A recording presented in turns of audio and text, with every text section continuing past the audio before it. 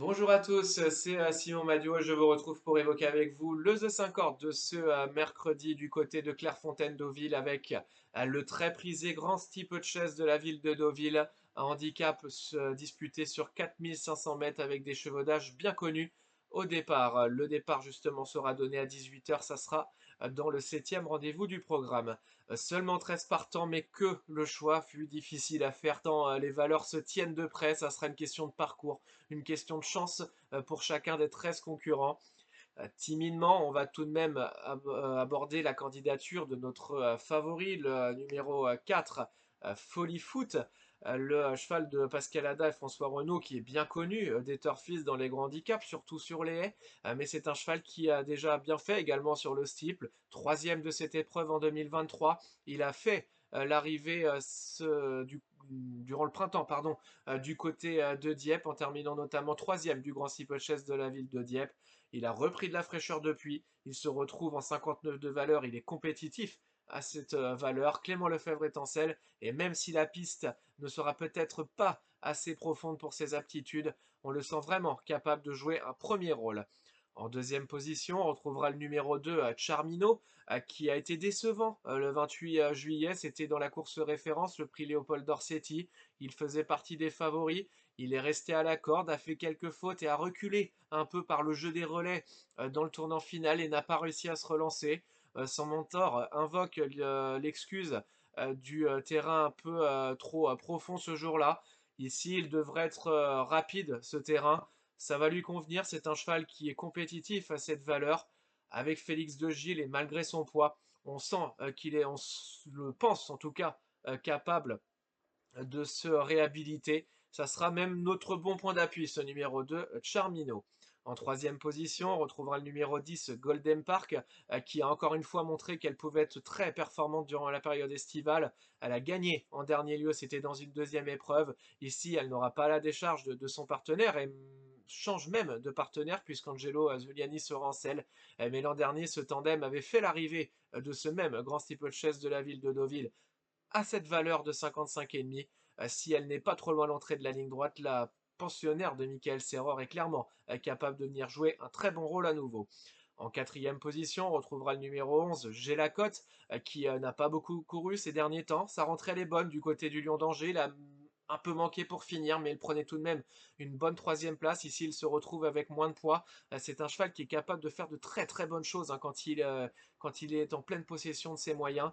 Kevin Nabet, qui aurait pu monter d'autres concurrents dans cette course, sera en selle. En bas de tableau, c'est un très bel outsider, ce numéro 11, J'ai la cote. En cinquième position, on retrouvera le numéro 1, Motu Farewan, qui est sans doute la plus titrée au départ de cette épreuve. Elle a gagné le prix des dragues, notamment en groupe 2, c'était en 2023. Ici, elle se retrouve chargée, c'est une petite jument, on peut forcément s'inquiéter un peu de ça. Mais la dernière fois, dans le prix Léopold Dorsetti, elle a tracé une ligne droite correcte. Elle sera sans doute montée en pression sur cette épreuve. Elle perd une livre sur l'échelle des poids. Attention à ce numéro 1, Motu Farewan, qui est capable de faire l'arrivée. Enfin, en sixième et dernière position, on retrouvera le numéro 13, Joie-Vol. Ça, c'est le gros coup de poker de cette sélection. Le pensionnaire d'Arnaud Chaillet-Chaillet et François Pamard n'a pas beaucoup couru lui aussi ces derniers temps, plus revu depuis le mois de janvier et une quatrième place à Pau. C'est un cheval qui doit bien évidemment s'affirmer à ce niveau, mais c'est un cheval qui a un gros moteur, qui a vraiment de jolies performances à son actif. À cette valeur, il doit être compétitif. Charlotte Pritchard est très habile, 62 kilos seulement. C'est peut-être un coup trop tôt, hein, mais il faut prendre l'abonnement avec ce numéro 13 joie vol et on préfère être un coup trop tôt qu'un coup trop tard avec lui. Attention à ce numéro 13. On récapitule donc avec en tête le numéro 4 Folly Foot, le bon point d'appui certainement le numéro 2 Charmino, le 10 Golden Park, le numéro 11 J'ai la cote, premier petit outsider, le numéro 1 Motu Farewan et un autre gros outsider, le numéro 13 Joie Vol en chiffres 4, 2, 10, 11, As et 13.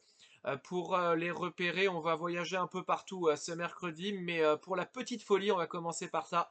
En Réunion 1, du côté de Clairefontaine-Deauville, donc avec le 506 Family Speed, qui a très bien couru dans une des courses de référence. C'était le 28 juillet sur cette piste. Elle a terminé dans un bon style, sans être bousculée outre mesure par son jockey. Elle va sans doute être montée en pression. Elle est compétitive à cette valeur et portera le même poids si elle est en embuscade. Attention à sa pointe de vitesse. On y croit à ce 506 Family Speed.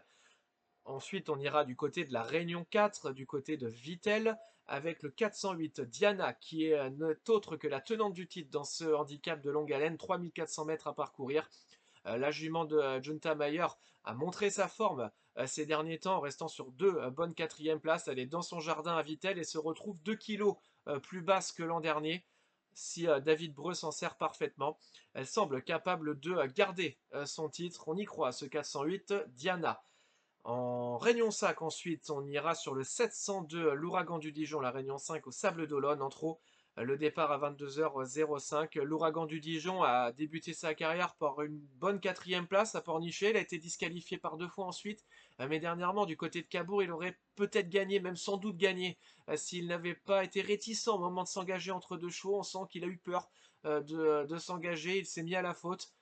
C'est un poulain qui manque un tout petit peu de vitesse, il ne faudra pas être trop loin dans le parcours. Mais si la course rythmée et qu'il reste dans les bonnes allures, il peut clairement dominer la situation. Enfin, on ira en Suède, en Réunion 6 à Solvala, avec le 202 High High. Le pensionnaire de Timo Nurmos est invaincu en 2 sorties. Il a été impressionnant en dernier lieu, en revenant de très loin. Il était loin au moment d'aborder la ligne d'en face, à peu près 800 mètres du but. Il a fait un gros effort, s'est recalé dans un dos, puis s'est baladé dans la ligne droite. C'est un poulain qui n'a clairement pas tout montré. L'engagement est encore très bon. La passe de 3 est attendue. On y croit très fort à ce 202 High High. On récapitule donc avec en réunion 1 la petite folie, donc le 506 Family Speed, départ 16h40. En réunion 4 à Vittel, le 408 Diana, 18h15 pour le départ. En réunion 5 au Sable d'Olonne, le 702 l'Ouragan du Dijon, 22h05 pour le départ. Et en Réunion 6, le 202 High High à Solvala, 18h40 pour le départ. Demain, vous retrouverez Stéphane. Moi, je vous retrouve dimanche du côté de Longchamp. N'oubliez pas de vous abonner à la chaîne YouTube The Turf pour recevoir chaque jour notre pronostic en 6. N'oubliez pas non plus de télécharger l'application pour recevoir toutes les informations utiles pour vos jeux. N'oubliez pas non plus que le jeu doit rester responsable. Vous retrouverez toutes les mentions légales en bas de votre écran. Et puis surtout, n'oubliez pas qu'avec ce turf, ça va aller.